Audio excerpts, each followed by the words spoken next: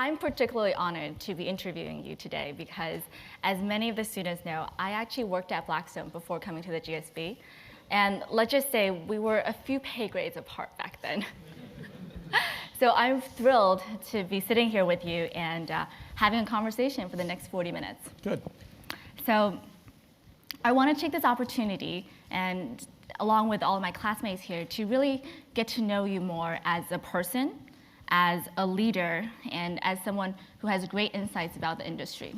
And I want to walk away from it getting a few advice from you and that we can apply to our professional and personal lives.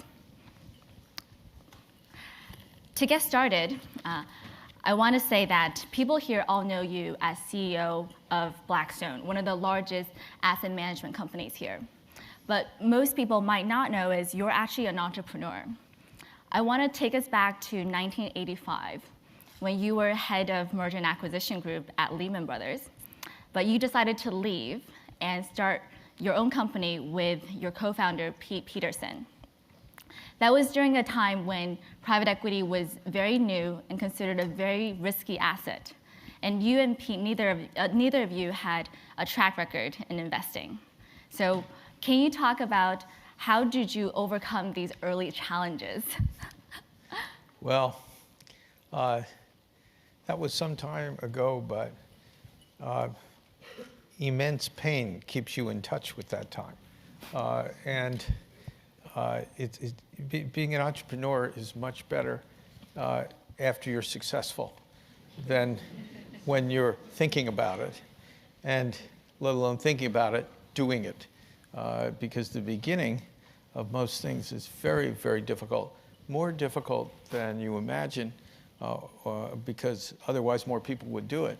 And the failure rate is quite high, as you know. It used to be like 9 out of 10 new enterprises fail. I'm not sure, because I'm not in the academic world exactly what the number is, but it's high. What we did is, after I sold Lehman to American Express Company in 1984. I stayed for a year, and then Pete and I left to start our new business. But what was interesting is I've found that the most important thing about a new business is figuring out what you're doing before you're doing it. In other words, why does anybody need you? There were plenty of people in finance when I was in it.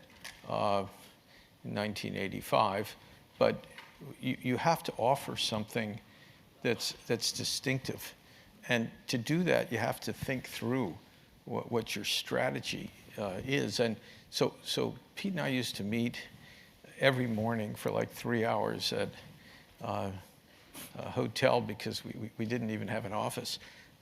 It's like your garage concept, I guess, and you know, we'd think about what do we want to be? What do we want to do? Why should anybody want to do anything with us, other than the fact that we were friendly and lovable, which apparently isn't enough to basically prove victorious, except in your own conference room, meeting only with yourself, and where you always win, by the way. That's still. We're very successful in our own conference room. That what we did is we tried to say, okay, here's I call this a great fantasy, right? You have to have great fantasies in life and then realize them. So our fantasy was, what did we want to be when we grew up? First, we wanted to be in the M&A business because I didn't want to raise capital. We wanted to keep owning the whole firm. That was a cash flow business. Why not just do that? It's easy. We knew the people. We found out it wasn't easy. We did know the people. But the second part was, at that point, the private equity business was pretty much of a no-brainer. Prices were low. Capital was available. Weren't many people in it.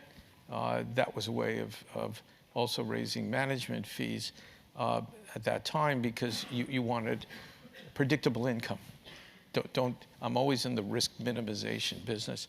And the third thing, because the industry was restructuring, was to basically take advantage of the fact that there were like a host of little firms to consolidate into only a few big ones. And when I joined Lehman, we had 550 people. When it died, it had around 30,000. The difference between working in a place with 500 some odd people is you know everyone by sight. You may not know their names, you know them by sight. It's possible to have a cohesive environment. When you have 30,000 people, it doesn't feel the same. And I always like the small feeling. And so I figured if I like the small feeling, a bunch of other people would too. And so as the firms were consolidating, you'd have great people you never could normally attract, but they'd be there.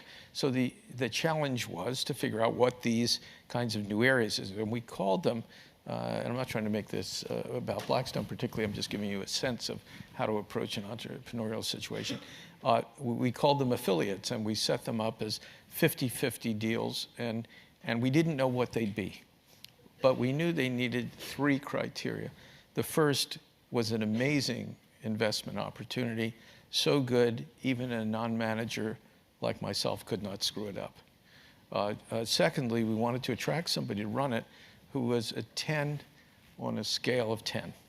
Because you'll find in your careers, if you're a 10, God bless you, you'll be wildly successful.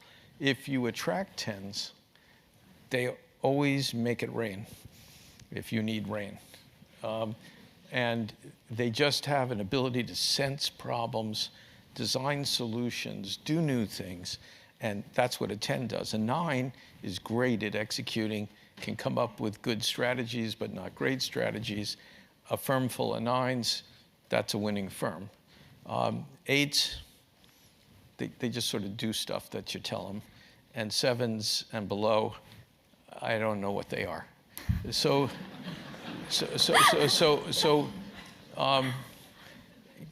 we don't tolerate them. It doesn't work in our industry. It may work in other industries, doesn't work in our industry. The third part of these affiliates, which are now folded into Blackstone, was to make sure they're manufacturing intellectual capital that enhances the business we already are in. So because you're in the constant intellectual capital building business, forget that we're called money managers or whatever else you want to call us, that's really our business, right? And so it's just a question of waiting for one of those opportunities and then acting on it. And that was our plan. And at the time we did it, there was no independent investment banking boutique. Didn't exist.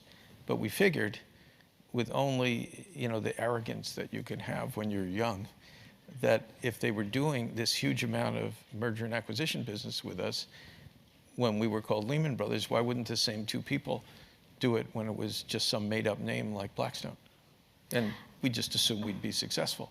By the way, that was not universally held as a belief, because we'd go to the same people and they wouldn't hire us. And we said, why wouldn't you hire us? We're like the same people. And we have the same knowledge base. And they said, well, we don't even know what you are, some little thing. How can we hire you? So you had to convince them that you could do the same thing you did the day before you started. Sort of odd, isn't it? I mean, can you imagine if you were like a football player and you were a Heisman Trophy winner and you just changed teams and nobody would let you play because you only could play with the other uniform? Just doesn't make sense. But that was the world. So that worked. And we finally managed to convince the people, and we started all these businesses, and now we're the biggest in the world at what we do, and we're still following the same basic plan. But one thing, just as an entrepreneurial you must be crazy thing, when we did our first private equity fund, we sent out 488 offering circulars to people we knew. We ended up with 32 investors, and they all didn't come at the beginning. So I don't know how often you like to be rejected, but try it that many times. My math skills aren't that good, but it's got to be somewhere around 450-something rejections. People who look at you and you have a meeting where they consider you, And I don't know if any of you remember the movie Gladiator, but the emperor sits there and he goes, and it's about you.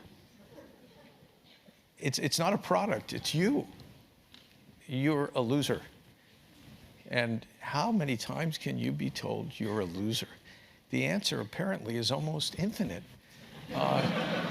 And so anybody who's been through a process like that ends up as a much nicer, more humble person, no matter where you started, because the world is telling you you are a loser. And we ended up raising the biggest first-time fund in history with two people who'd never made an investment just by force of will. So it does show you that force of will counts. It counts. And you'd be amazed at the number of people who reject you who are completely dishonest. One of my favorite ones, and I have many favorite ones, but one of my favorite ones was the head of one of the biggest banks in the world, who we'd saved on some disaster by restructuring it, and it was a very difficult situation for them. Anyhow, we thought they'd be nice and throw us $10 million, which at the time was a lot of money. And we had a meeting with him. He was a famous guy. You'd invite him out here. Maybe he was here. And he said to us, you're really good people. We give you money, but we just don't do this type of investing. We're a bank. We don't do this. So, sometimes you're defeated by structure. And we sort of slunked out of his office.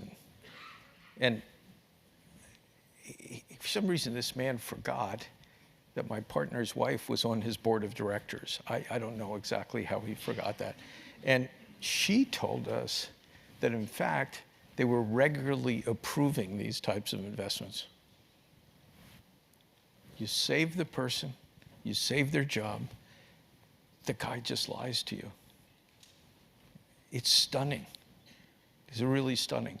So for all of you people out there who want to be entrepreneurs, you got to have a thick skin. You almost need some friendly psychologist training, traipsing around with you to buck you up from all the setbacks that you have.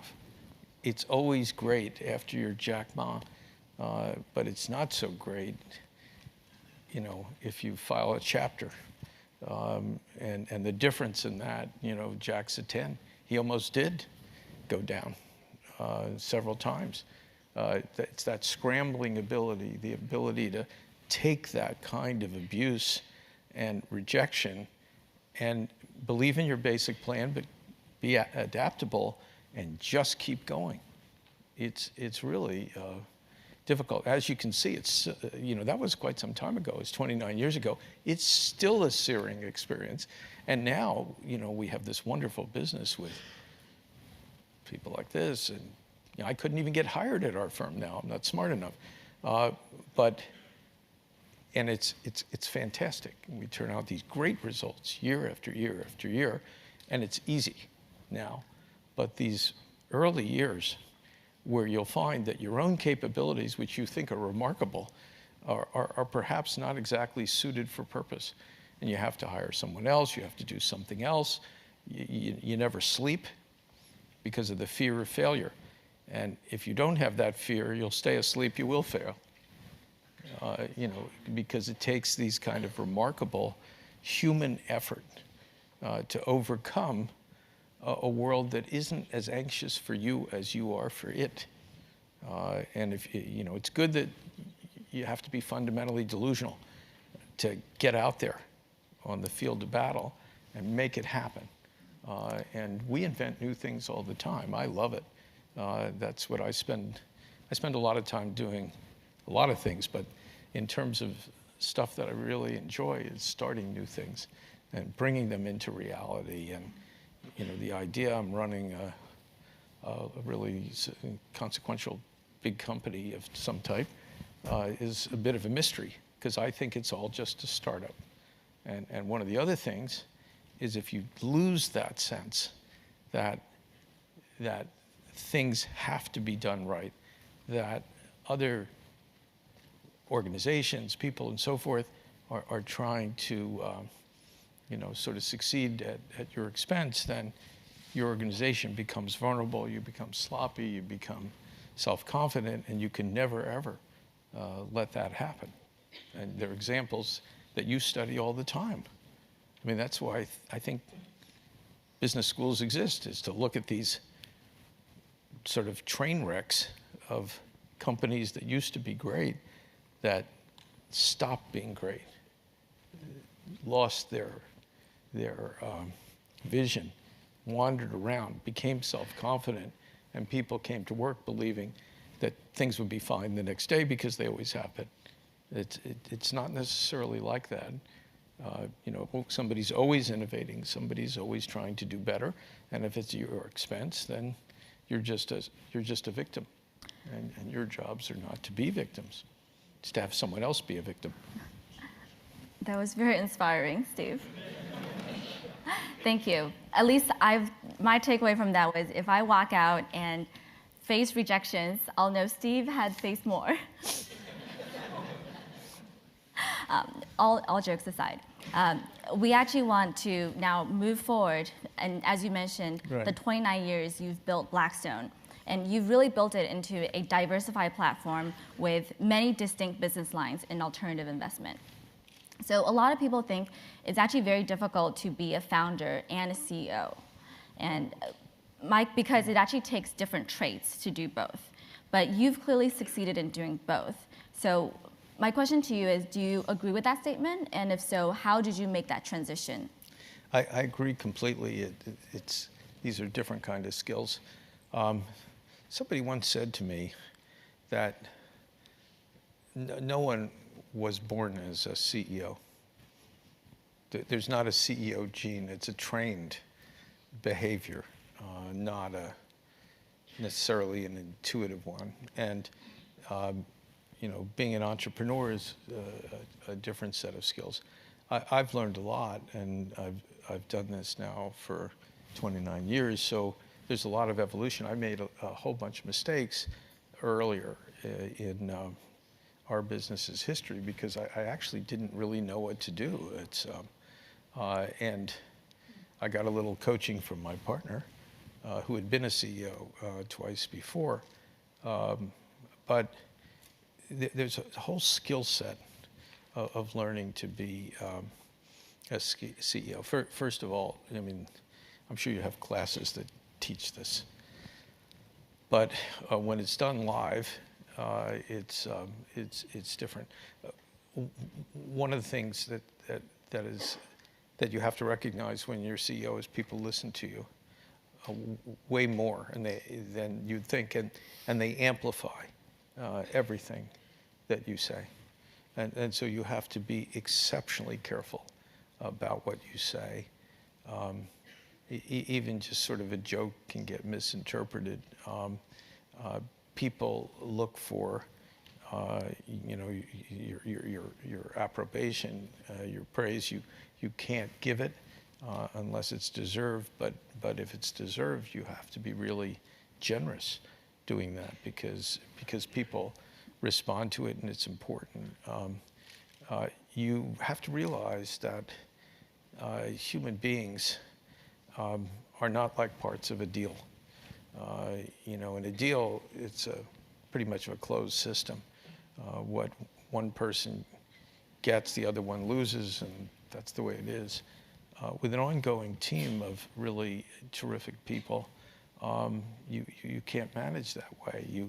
Sometimes you see a problem, and you have to game it out. If people were just like chess pieces, you just sort of move them, and it's over. But they're not. And sometimes you can see a problem, and you have to strategize it out. So if you're moving people around, you don't want anybody particularly to lose confidence in themselves. You want to be nice to everybody, but you want to accomplish the objective. So sometimes it could take 2 years to do something that should happen in 10 minutes. But if you did it, then you'd break so much glass through the organization that you'd threaten the institution or you'd threaten core people, and there's a way to work that out. So time actually, as opposed to some cartoon-like squashbuckling CEO, it doesn't work that way. You have to be careful with every move. You have to give people dignity, but you have to accomplish your objectives. So time is something that you give up sometimes to do that. And you also have to articulate the core values of your business. And you can never stop doing that, and you can never stop doing that enough. Everybody has to know what you stand for, and they have to see you a lot as a CEO, because that way organizations don't lose their soul. On the other hand, you have to surround yourself with phenomenal people who share that value system. And there's a very interesting almost internal debate you have to go through between control and ceding control, because nobody wants to work at a place if they're brilliant, terrific people like we have. If they're so tightly controlled, they don't feel they have any autonomy or dignity, and that may be an issue in finance, not some other industries. So you have to develop controls so that nobody can blow up the firm, but autonomy enough so that everybody thinks that they have self-worth and importance and can utilize their gifts. It is very useful as a CEO to have plans to expand your business, not for earnings per share reasons, interestingly. It's so everybody in the organization can grow up and not be forced out. So you start new businesses, because most people in an audience of the type that I'm speaking to don't want to be subordinated work units. That's what they called them in the 1980s. You all want to be at least brigadier generals, if not more. You don't want to be like a private or a corporal. You want to be in charge of your destiny. You're not so unusual.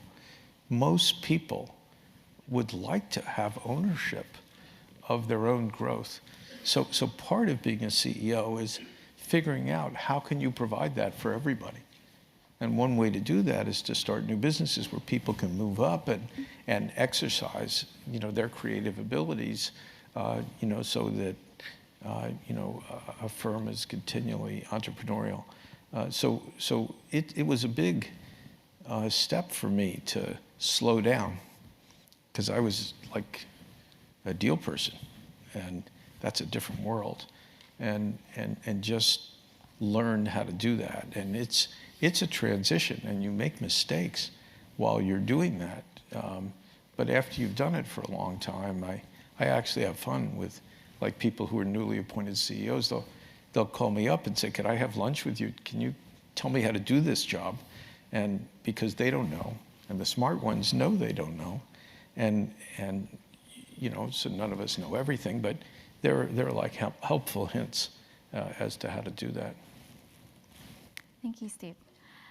I want to switch gears a little bit and talk about your leadership, because View from the Top, as you know, is a series of leadership. We want to know, what was your personal leadership philosophy that led you to lead Blackstone over the past 29 years? No, I've always been a leader. I was like one of those student council, junior high school people, and president of your high school people, and did stuff in college like that, did stuff in business school like that. So I don't know how I got that way. I've always been like that. I've always enjoyed being in charge of things and doing new things. And I remember I brought a rock group that was famous at the time to my high school, and everybody said it couldn't be done. I thought it would be fun and sort of interesting. So I like doing new things, and I like being a leader, and I like dealing with complexity, and I like dealing with problems. I like creating, and usually that's the best spot to be in. So here we have a course at the GSV. It's called Touchy Feely. Many of you might have taken it here. Basically, it's about how to be a leader by being more aware of your emotional reactions and building deeper connections with people through self-disclosure, vulnerability, and really showing your authentic emotions. So we're actually trying to figure that out, is how do we apply that in our leadership style, and especially in a workplace? So what's your take on this touchy-feely kind of leadership style? Well, I went to a different business school.